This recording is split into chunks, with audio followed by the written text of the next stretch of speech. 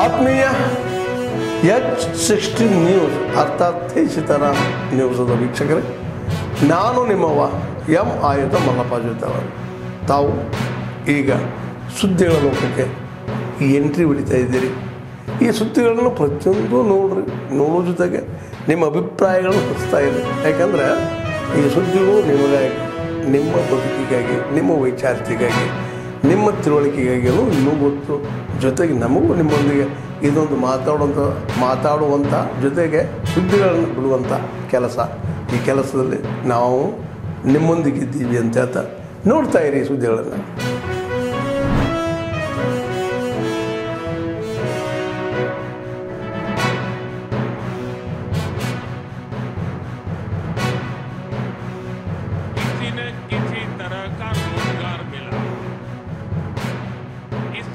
लोगों का बिजनेस बढ़ा है।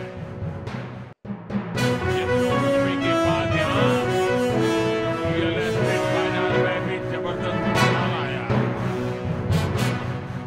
साथियों, आने वाले समय में ये पूरा क्षेत्र एक प्रकार से स्मार्ट शहर होगा।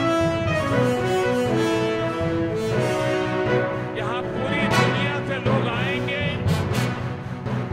टूरिज्म, व्यापार, कारोबार, सब कुछ फलेगा, फूलेगा।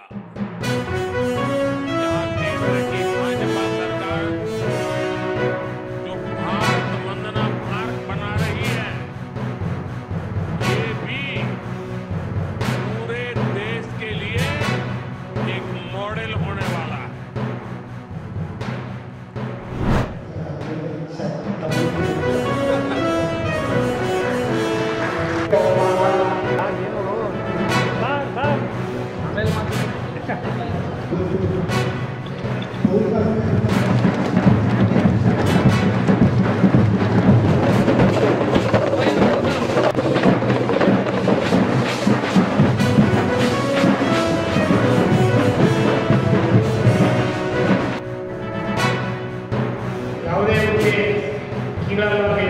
ನಗರಸಭಾ ವತಿಯಿಂದ ಎಲ್ಲ ಸೌಲಭ್ಯಗಳನ್ನು ಕೊಡ್ತಕ್ಕಂಥದ್ದು, ಸರ್ಕಾರದಿಂದ ಇರತಕ್ಕಂಥದ್ದು ಮತ್ತು ಕಾರ್ಮಿಕ ಇಲಾಖೆಯಿಂದ ಎಲ್ಲ ಸೌಲಭ್ಯಗಳನ್ನ ನಾವು ಬರ್ಕೊಂಡು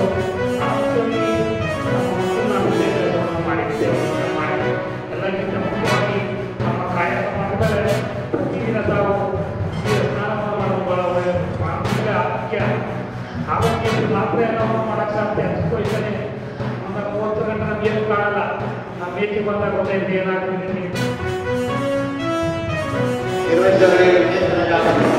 ನಾವು ನೀಡ್ತಾ ಇದ್ದೀವಿ. ಗೃಹಭಾಗ್ಯ ಯೋಜನೆಯಡಿ ಈಗಾಗಲೇ 33 ಕಾಯಂ ಪೌರ ಕಾರ್ಮಿಕರಿಗೆ ಮನೆ ನಿರ್ಮಾಣ ಮಾಡಿದ್ದು. 22 ಕಾರ್ಮಿಕರಿಗೆ ಮಾದೇಶ್ವರ ಬಡಾವಣೆಯಲ್ಲಿ ನಿವೇಶನವನ್ನು ಹಂಚಿಕೆ ಮಾಡಿದ್ದೀವಿ. ಅವರಿಗೂ ಸಹ ಮನೆ ಕಟ್ಟಲು 9 ಲಕ್ಷ ರೂಪಾಯಿಗಳನ್ನು ನಾವು ಸೇವೆಯನ್ನು ನಡೆಸಿದ್ದೀವಿ. ಸದ್ಯದಲ್ಲಿ ಅದು ಎಲ್ಲರಿಗೂ ತಲುಪುತ್ತೆ. ಅದು ಎಲ್ಲರಿಗೂ ಗೃಹಭಾಗ್ಯ ನಿರ್ವಹಣೆ ಎಲ್ಲರಿಗೂ ನಾವು ಮಾಡ್ತೇವೆ. ಹೋರಾಟಗಾರರು ವಿದ್ಯಾವಂತರಾಗಿದ್ದಾರೆ, ಬುದ್ಧಿವಂತರಾಗಿದ್ದಾರೆ. ಇನ್ನೂ ಬುದ್ಧಿವಂತರಾಗಬೇಕು, ವಿದ್ಯಾವಂತರಾಗಬೇಕು. ಮತ್ತು ಎರಡನೇದಾಗಿ ಸಮಾಜದಲ್ಲಿ 4 ಜನ ಯಾವಾಗ ಬದುಕ್ತಾರೆ ಆ ನಿಟ್ಟಿನಲ್ಲಿ ಅವರು ಕೂಡ ಸಮಾಜಕ್ಕೆ ಧನ್ಯರಾಗಿ ಅವರು ಬದುಕಬೇಕು ಅಂತ ನಾನು ಹೇಳ್ತೇನೆ. ರೈತ ಕಾಯ್ದೆ ಯೋಜನೆಗಳು, ಸ್ವಚ್ಛತಾ ದುಬಾರಿಗಳು, ಸಂದಿಗ್ಧ ಪರಿಸ್ಥಿತಿಯಲ್ಲಿ ಕುಡಿಯುವ ನೈರ್ಮಲೀಕರಣ ಕೈಗೊಳ್ಳುವ ಸೇವೆ ಅನನ್ಯವಾಗಿದೆ. ಹಾಗಾಗಿ ಈ ದಿನ ಹೋರಾಟ ದಿನಾಚರಣೆಯನ್ನು ಪಡೆಯುತ್ತೀವಿ. ಎಲ್ಲ ಕ್ರೀಡಾಕೂಟವನ್ನು ಆಯೋಜಿಸಿ ಕ್ರೀಡೆಯಲ್ಲಿ ಕೂಡ ಒಂದು ಉತ್ತಮ ಸ್ಥಾನವನ್ನು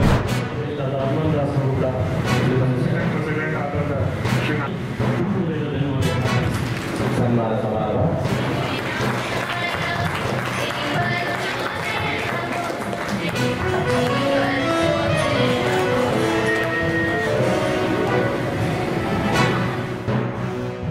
ಹಾಗೆ ಸಂಬಂಧಪಟ್ಟ ಬಿಸ್ನೆಸ್ ಮೆನ್ಗಳಿಗೂ ಫೋನ್ ಮಾಡಿ ತಿಳಿಸ್ತಾ ಇದ್ದಾರೆ, ಹೀಗಿದೆ, ಇದರದ್ದು ಉಪಯೋಗ ಪಡೆದುಕೊಳ್ಳಿ. ಇವನ್ ಅಪೀಲ್ನಲ್ಲಿ ಒಂದು ವೇಳೆ ಇದ್ದರೂ ಕೂಡ ನಮಗೆ 100% ಪಕ್ಕ ಇರುತ್ತೆ ಕೊಡಲಿಕ್ಕೆ. ನಿಮಗೆ ಏನು ತುಂಬ ಹೆವಿ ಆಗ್ತಾ ಇತ್ತು ಅಂಥ ಕೇಸುಗಳಿಂದಲೂ ಅಪೀಲ್ಗೆ ಹೋಗಿದ್ದೇವೆ. ಸೊ ಆ ಕೇಸುಗಳನ್ನು ಈಗ ನಿಮಗೆ ಇಶ್ಯೂಸ್ ಕ್ಲಿಯರ್ ಇದೆ. ಸೊ ಇಂಟ್ರೆಸ್ಟ್ ಪೆನಾಲ್ಟಿ ಮತ್ತೆ ಸೇವ್ ಆಗ್ತದೆ ಅಂತಂತಂದರೆ ಅಪೀಲ್ನ ವಿಡ್ರಾ ಮಾಡಿ ನೀವು ಅಮ್ನೆಸ್ಟಿ ಸ್ಕೀಮ್ನ ನೀವು ಅದರದ್ದು ಬೆನಿಫಿಟ್ ಪಡಿಬೋದು.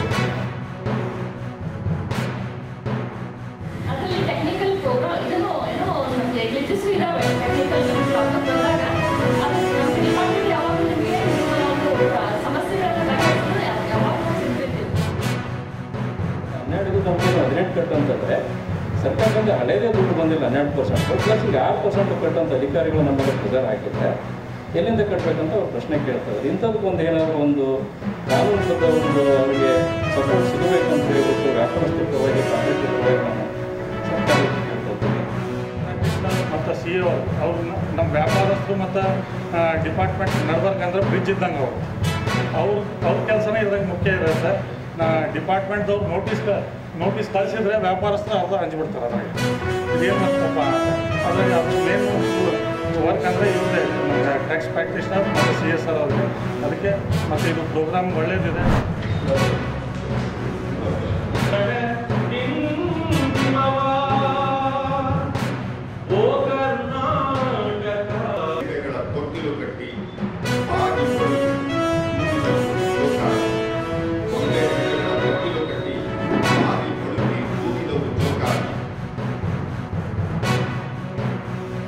ನಮಗೆ ಸಿಕ್ಕುವಂತಹ ಸುಲಭದ ಮಾಧ್ಯಮ ಅಂದರೆ ಅದು ಸಾಹಿತ್ಯದ ಮೂಲಕ ಶಾಸನಗಳಲ್ಲಿ ತಾಳೆಗಳಲ್ಲಿ ಸಿಗುವಂತಹ ದಾಖಲೆಗಳಲ್ಲಿ ಕೂಡ ನಾವು ಇತಿಹಾಸವನ್ನು ರಚನೆ ಮಾಡಿದಂತಹ ಕಾಲ ಇದನ್ನು ನಾವು ಪರಿಗಣಿಸ್ತಾ ಹೋಗ್ತೇವೆ.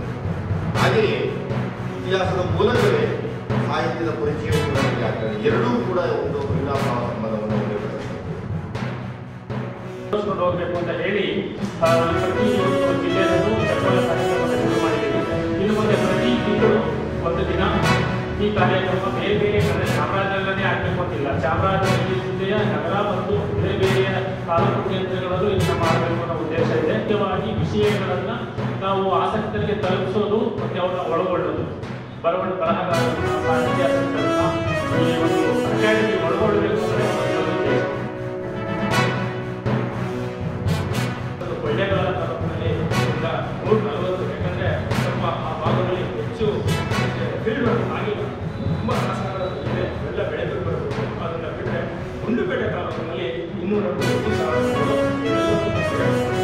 1000ಕ್ಕೂ ಹೆಚ್ಚು ಶಾಸನಗಳಿವೆ.